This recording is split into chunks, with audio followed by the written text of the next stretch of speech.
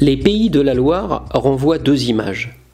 La première est celle de l'eau, une ressource qui façonne la région, des marais salants de Guérande aux rives de la Loire, en passant par le marais Poitevin, à cheval sur la Nouvelle-Aquitaine et les pays de la Loire. La deuxième image est celle de la vitesse au Mans, qui contrebalance celle des espaces ruraux paisibles. C'est en effet sur le circuit mythique des 24 heures du Mans que se sont écrites quelques-unes des plus belles pages du sport automobile.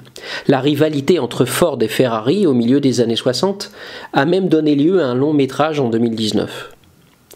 La région Pays de Loire s'étend sur 32 000 km² et compte 3,8 millions d'habitants pour une densité de 117 habitants par km². À l'ouest, la région est bordée par le golfe de Gascogne. Délimitée par la Bretagne et la Normandie au nord, la Nouvelle-Aquitaine au sud, et la région Centre-Val de Loire à l'est, région avec laquelle elle aurait pu être rattachée à l'occasion de la réforme territoriale de 2015 pour former un vaste ensemble régional. Un autre choix a été fait, moins sans doute pour des raisons géographiques que politiques.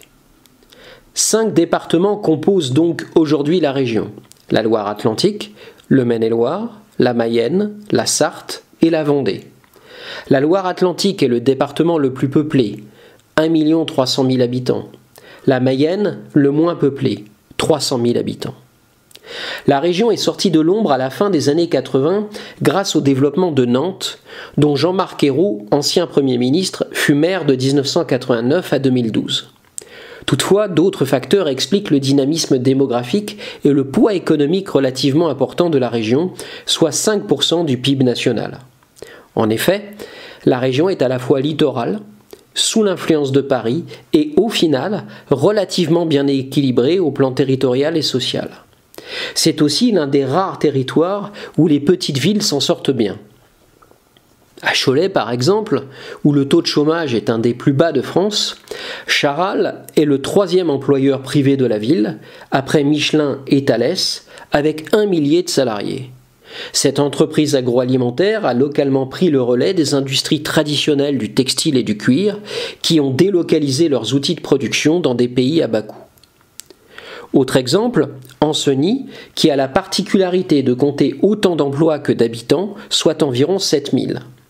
Le fabricant de chariots élévateurs Manitou, 2000 salariés, et la coopérative agricole Terrena, 1200 employés, représentent à eux seuls presque la moitié des actifs.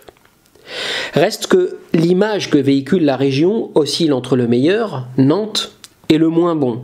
Laval, par exemple, n'avait pas bonne presse jusqu'à présent, malgré d'indéniables atouts. La crise sanitaire change le regard que portent les citadins qui résident dans les métropoles sur les villes moyennes. La qualité de la vie et les prix avantageux de l'immobilier les incitent à quitter les grandes agglomérations. Cet engouement est-il passager ou bien annonce-t-il la revanche des villes moyennes, à condition qu'elles soient bien desservies et équipées sur les métropoles ? À l'échelle infrarégionale, les dynamiques démographiques territoriales sont en tout cas très différentes et fortement polarisées. La moitié de la population régionale se concentre sur 10% du territoire et suit un axe Saint-Nazaire, Nantes, Angers, Le Mans. Le littoral est par ailleurs un espace à forte densité de population.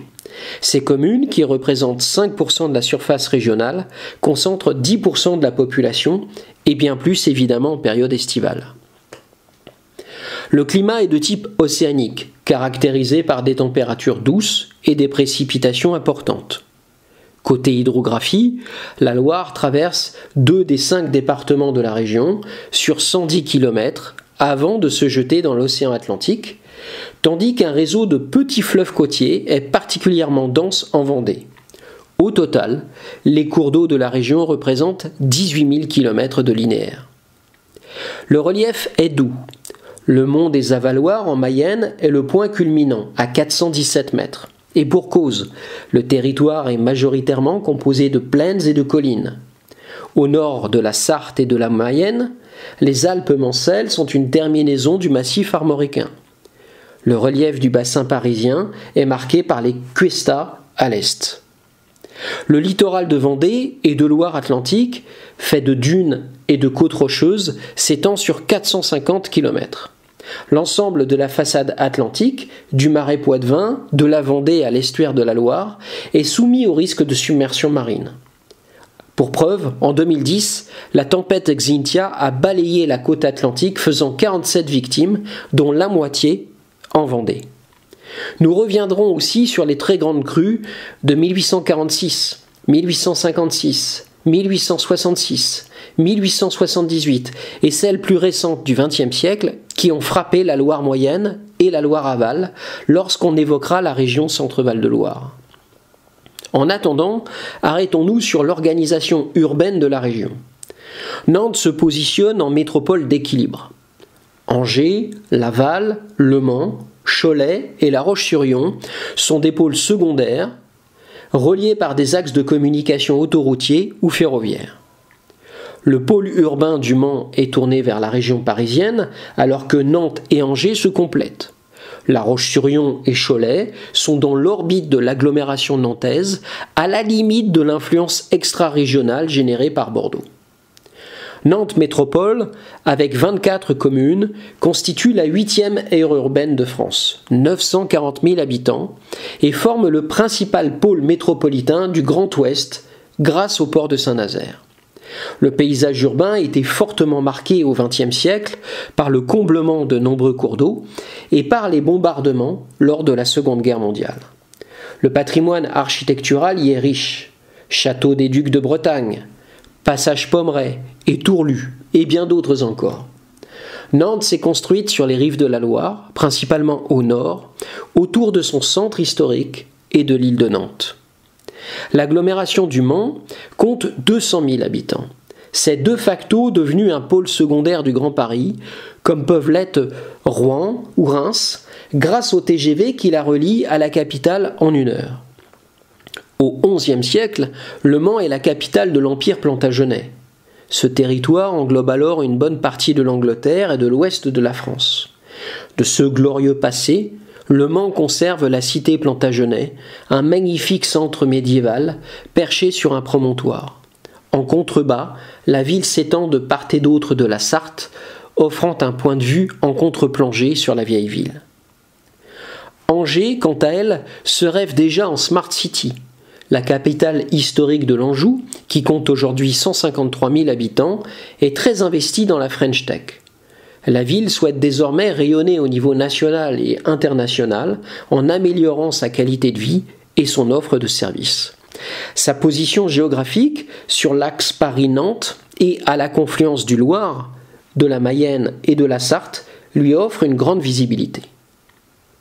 Comptant environ 50 000 habitants à l'échelle de l'agglomération, La Roche-sur-Yon est la capitale du département de Vendée. La cité s'est surtout développée autour de son château et de son quartier de la Vieille Horloge. Napoléon la transforme en véritable cité militaire, une ville idéale avec un centre en damier composé d'avenues tracées au cordeau. De son histoire militaire, La Roche-sur-Yon a conservé la plupart de ses édifices, à savoir le tribunal, le théâtre, la préfecture et l'hôpital, son plan en damier, sa grande place Napoléon et son haras. Au plan économique, l'agriculture emploie 63 000 actifs et l'agroalimentaire presque autant. Les surfaces agricoles représentent 68% de l'espace régional. Son rang de 5e région agricole française s'explique par un climat favorable, une topographie commode et un drainage efficace. Les Pays de la Loire sont la 4e région française pour la culture biologique. 9% de la SAU sont en bio ou en conversion. La région est une terre d'élevage. Les productions laitières dominent au nord de la Loire, dans la Mayenne et la Sarthe. Les productions bouchères dominent au sud, en Vendée. Les productions végétales sont spécialisées dans l'horticulture, l'arboriculture, le maraîchage, les semences potagères et bien sûr la viticulture avec le muscadet, l'anjou et le saumur.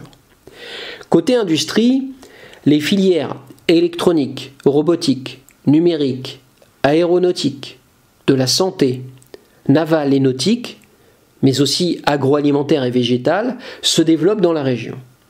Toutefois, l'agroalimentaire, comme c'est souvent le cas, reste le premier secteur industriel, avec 20% des emplois industriels et 4% des effectifs salariés régionaux.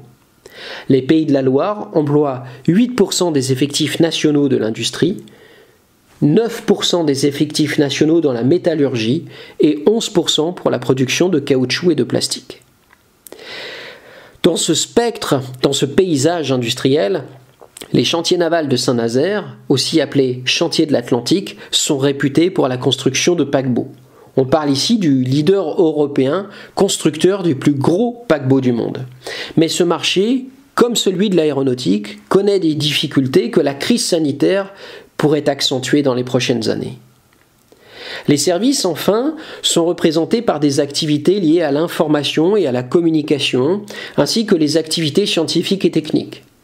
Le secteur du commerce de détail et de gros reste un atout pour la région grâce au port de Saint-Nazaire et à l'implantation à Nantes du deuxième marché d'intérêt national après celui de Rungis.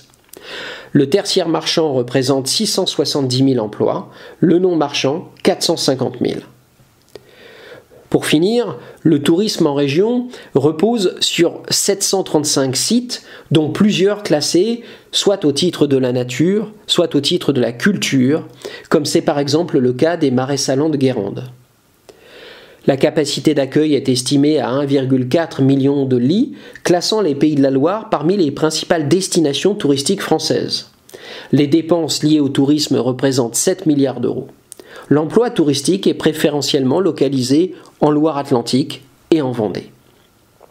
En conclusion, la région croise un faisceau d'influences à la fois poitevine, venue par la Vendée, bretonne via Nantes et française entre guillemets par la Loire.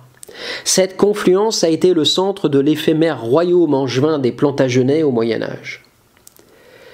L'histoire, le patrimoine naturel, l'agriculture, et peut-être davantage encore l'ancrage territorial des entreprises industrielles constituent le socle sur lequel reposent les perspectives de développement de cette région intermédiaire au plan national.